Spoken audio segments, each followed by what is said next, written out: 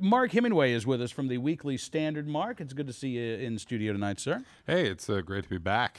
Well, listen, I appreciate it. You had a post on the Weekly Standard blog about the Washington Post editorial that was literally blaming the NRA for ATF's Fast and Furious. Yeah, no, I mean, it was absolutely astonishing. You know, I should confess that up until a couple of weeks ago, a couple of months ago, I used to write the editorials for one of the rival papers here in town, the Washington Examiner. So I pay a lot of attention to what the Washington Post editorial page does. Yeah. And I'm going to say this up front, and I'm saying this to make a larger point, which is the Washington Post editorial page is not bad. You know, it's very liberal in a lot of ways, and I don't necessarily agree with it, but it's generally very thoughtful. They've actually taken some courageous stands on things like public pensions and other things like that. They're great on a lot of local government issues. And I only say this because I consider the Washington Post editorial page to be one of the more reasonable voices of liberalism in this country. And I say that because it just goes to prove that every time the issue comes up involving guns around liberals, they collectively lose their mind. I mean, they have no frame of reference to deal with guns beyond whatever the issue is. If guns are involved, regulate them more and give the government more power to take them away from people. Yeah, because what we're talking about here is a government agency that allowed U.S. laws to be broken, allowed guns to be sold over the objections of federally licensed firearms dealers who said, I don't really want to do this. Oh no, go ahead. You're really helping us out here.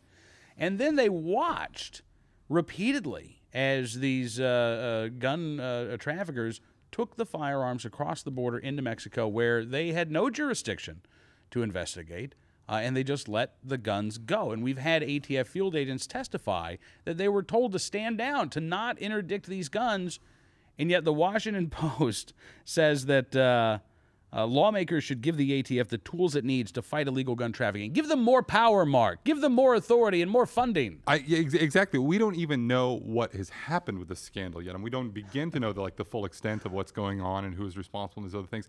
And before we've even sorted it out, the Washington Post is using this to say that the real problem is the agency doesn't have enough power to regulate guns. Yeah. All right. And this is insane. There is no conceivable reason ever for a United States law enforcement agency to give 2,500 guns to criminal gangs in another country. Please explain to me what situation that would be acceptable in. And, you know, here the Washington Post is, you know, running away and excusing it. But the real kicker there was, I mean, I just couldn't believe it, was, you know, was blaming the NRA. The NRA forced the ATF into doing this, you know, utterly unthinkable thing under any circumstance by complaining about some of the things that the ATF has done in the past. I mean, this is insane. This is like the day after Chappaquiddick, you know, the Washington Post wrote an editorial and said, you know, the real problem is Chivas just makes such tasty scotch, you know, and I mean, anyone with half a brain just, you know, is not going to see the connection there. Yeah, or the day after the Monica Lewinsky story broke. What is wrong with dry cleaners in this country? Really? Why can't we have better dry cleaners? Right, exactly. You know, they close here by saying, we may never know whether the Bureau would have launched the Fast and Furious operation had it other more effective tools at its disposal.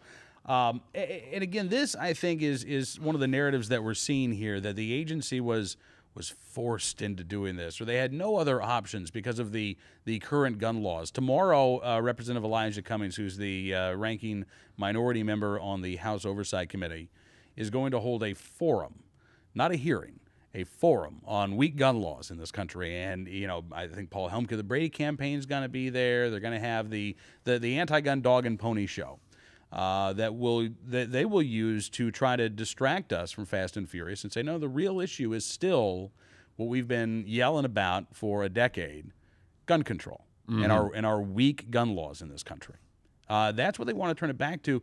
But Mark, I'm trying to figure out, why wouldn't gun control groups be ticked off about Fast and Furious? They should be. No, absolutely they should be. You know, I mean, if the whole point of gun control is to keep, you know, is to argue that stricter regulations would keep guns, you know, out of the hands of dangerous, you know, criminals, yeah, then how do you justify this? I mean, this is completely counter to the ultimate goal of, all these gun control regulations. But it's even worse because it wasn't like negligent private citizens. I mean, it was the government, the people that were supposed to be protecting us from, say, criminal gangs from Mexico, killing U.S., Border Patrol agents, were the perpetrators of this. I think that they would be as upset about this as possible. But no, it seems like they see a public relations opportunity. Well, a public relations opportunity. And again, I think they're sticking up for the Obama administration. I think they're going all in, which is funny given that the Brady campaign and Paul Humke famously gave Obama an F for I think his first 2 years in office. But where are they going to go? Where else are they going to go? Well, that's absolutely true too. But I mean, this is also part of a larger thing here too, which is the Justice Department has been a goat rodeo since day one in this administration. I mean, there's been scandal after scandal, and I mean, Eric Holder, I think is it's fairly obvious to most thinking people that he's a fantastic degree of a healthy admixture of liberal utopianism and total incompetence that have guided everything that he's done, and I certainly think that in terms of setting an example at the top, that's in large part what this scandal is all about.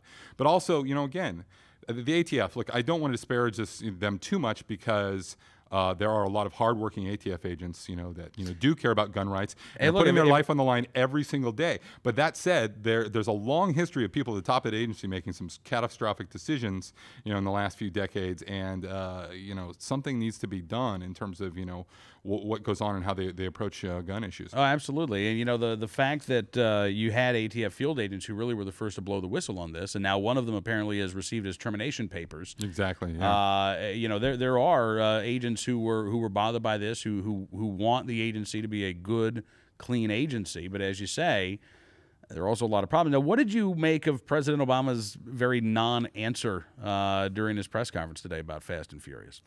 Well, again, this is another one of these things where, and this, is a near daily occurrence for people in my line of work, which is, sitting there and saying, what if this had happened under Bush? Can you imagine the screaming headlines? And as far as the Obama administration approaches them, this is just about damage control. I mean, the less he says about this, or the less he's forced to say about it, all the better. And the press is just going to, mostly let him skate. I mean, don't get me wrong; they've done some due diligence on this, and the stories have been filed and all that. But are these above the fold New York Times stories? Is this leading NBC Nightly News? And other things like that. I mean, it's just not. Gathering that kind of momentum, and I think the Obama administration figures, as long as it stays kind of sub rosa, that they'll skate on through this, and there'll be no real consequences. Yeah, one of the things that I've noticed is a lot of the mainstream coverage indicates that or suggests that this was a bungled operation, that something went wrong, and guns were lost, and guns were allowed to No. I mean, you go and you listen to these ATF field agents who testify before the House Oversight Committee, and they will tell you, this was the intent. It's not that we lost track of these guns. We weren't told to keep track of them. We were told to, watch them be sold and forget about it, and don't pursue this. And that's where I think a lot of the media is stopping. And I don't know if it's you gotta cover for the Obama administration, or if it just sounds so unbelievable to these reporters that they don't want to repeat what these ATF field agents are saying. But I'm still seeing in places like the Wall Street Journal, the Los Angeles Times, the suggestion that this was just an operation gone awry. Well, yeah, I mean, I think it's a little bit of both, but I mean, it really is, when you think about it, you get right down to it, 2,500 guns we're just going to hand over to criminals, and that's the point. That is something that, in the press's defense, is really hard to wrap your head around. Yeah. Because it's hard to believe that, any of your leaders would be so incompetent as to do something like that.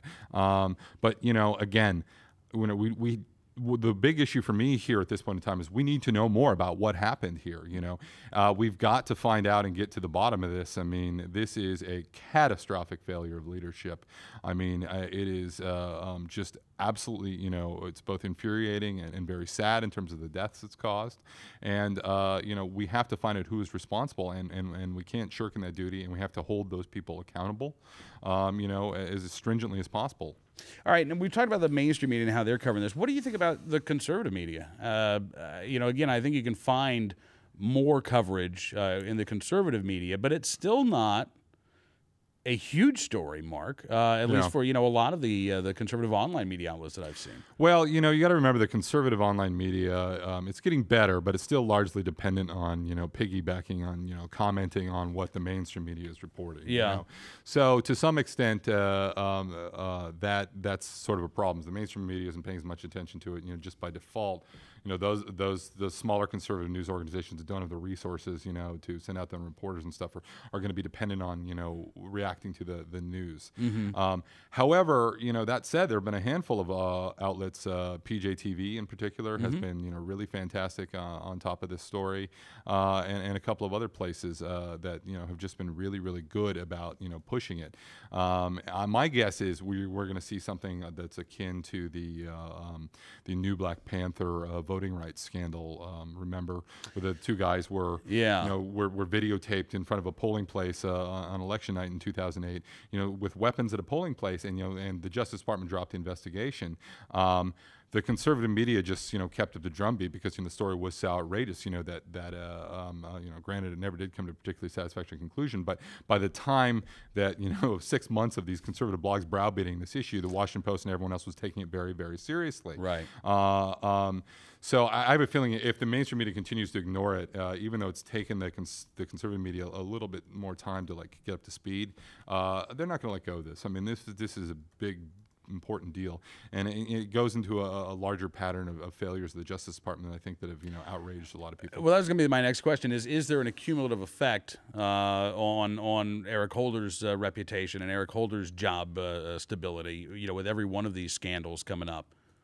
Look, I honestly don't know what you could do at this point in time to make that guy's reputation any worse. And you remember when he came into office, he said a couple of just, crazy things about, Guantanamo and some of the things like that. And it appeared that, the administration, grabbed him and sort of, yanked him back on the reservation. But since then, they've done just, any number of things that are just pure political insanity, like trying, Khalid Sheikh Mohammed in downtown, New York City, and other things. And the administration just, gives these guys, gives given Holder an incredibly long leash. And I just don't know how much longer they can continue to do that. But, again, this is also an issue with Obama. Here's a guy that he's just doesn't see. He seems to be very happy to delegate things. He seems to be very happy to pawn off responsibility on Congress and all these other things and not be hands-on with these things. And the reality is it's his job as a leader when things are going really bad to take people that are technically subordinates like Eric Holder and get down in there and figure out what's wrong, and do something about it. And the president seems to have no interest in that whatsoever. Absolutely. And by the way, as we're talking here, the latest from Paul Helmke of the Brady campaign, who's leaving in a few weeks, actually, leaving the agency or leaving the group. Congress at fault in Fast and Furious gun operation. That's the name of his latest piece. And he says, quote, so rather than look at their complicity in the ATF's record in stopping gun trafficking, predictably, Congress's probe has narrowed to make the acting FBI director, Kenneth Melson, the primary target. That'd be acting ATF director, not FBI director, Paul, but he's being pressured to resign for not properly managing the operation, but many federal officials, including Representative Issa, are not doing their part to end the lawlessness along the border and in our communities. You know what would help to end the lawlessness on the border, Mark? What? More law enforcement? Yeah, no. Well, and a fence, but yes. Yeah. Perhaps a way to keep the criminals out of the lawless border area. All right. Well, clearly the narrative is set for the Obama administration and their supporters, and I just hope that the truth has an opportunity to get out there against this narrative that's being pushed now. Yeah. No. I think so. Look, the bottom line is depending on in the broadest context possible, again, this is going to have a cumulative effect. It's just one more thing that the president has sort of abdicated responsibility on. Eric Holder's abdicated responsibility on. And the thing is if the media is not paying attention, I think that the electorate is. There's a reason why far and away the people with the most intensity as part of the electorate these days are, you know, the people that don't like the president. You know, and it's like, and part of that is a growing frustration over the fact that, you know, there's all kinds of scandals and you know, ridiculous things that are happening, and nobody's holding anybody accountable. And I'm sorry, you know, if a U.S. law enforcement agency gives 2,500 guns to Mexican criminal gangs that, you know, result in, you know, a number of people being killed, including a U.S. Border Patrol agent, and people are going to be mad about that, and they should be. Yeah. Absolutely. Well, Mark, as always, sir, appreciate you coming in studio. You can find Mark's writing at theweeklystandard.com. And Mark, look forward to doing this again soon. Thank you so much.